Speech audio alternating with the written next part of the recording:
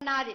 కానీ ఒక్కటి మాత్రం గుర్తించుకోండి, మీరు రాబోయే రోజుల్లో మహమ్మారి కూడా వెంటాడుతుంది.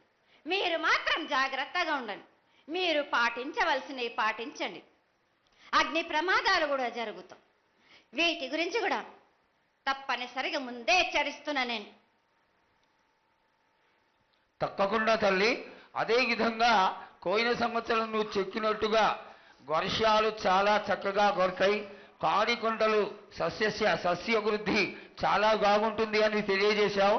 ఈ సంవత్సరం రాబోయే సంవత్సరంలో ఎంత ఆనందంగా ఉంటుంది, ఆనందంగా ఉండడానికి నువ్వు ఏం ఆశీర్వదిస్తావు తల్లి? ఈ ఏడు వర్షాలు తప్పగా కురుస్తాయి. పాడి పంటలు కూడా సమృద్ధిలా ఉండే చూసే భారం నాది. మీరు మాత్రం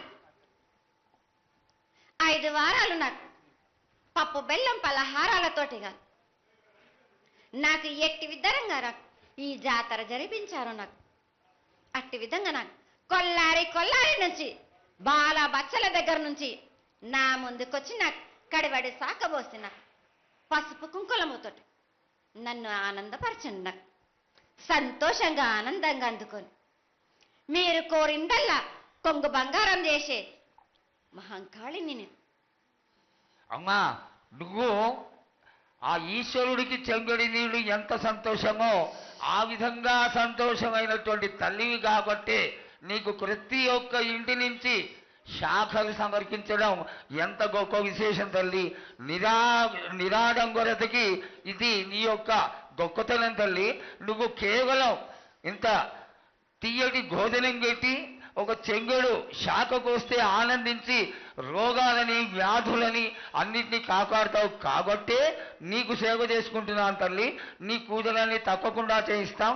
అదేవిధంగా ఈ అకాల మరణాలని ఆపడానికి ఏదన్నా ఆనందమైనటువంటి విషయం తెక్కు తల్లి. తప్పనిసరిగా చెప్తా.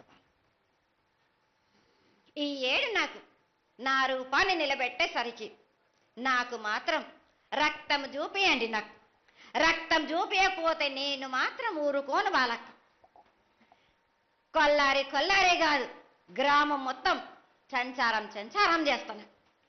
అయ్యో, అంతటి ఉగ్రసుఖం వద్దు తల్లి.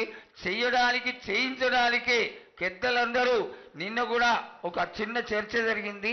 అయినంత తొందరలో నీకు అది ఎవరాపినా గాని నేను మాత్రం ఆగను బాలక. ఇది వరకు నేను సంతోషంగా ఆనందంగా అందుకుంటా. ప్రాణానికి మాత్రం నష్టం జరిపించను గాని రక్తం మాత్రం తప్పనిసరిగా చూపిస్తాను నేను.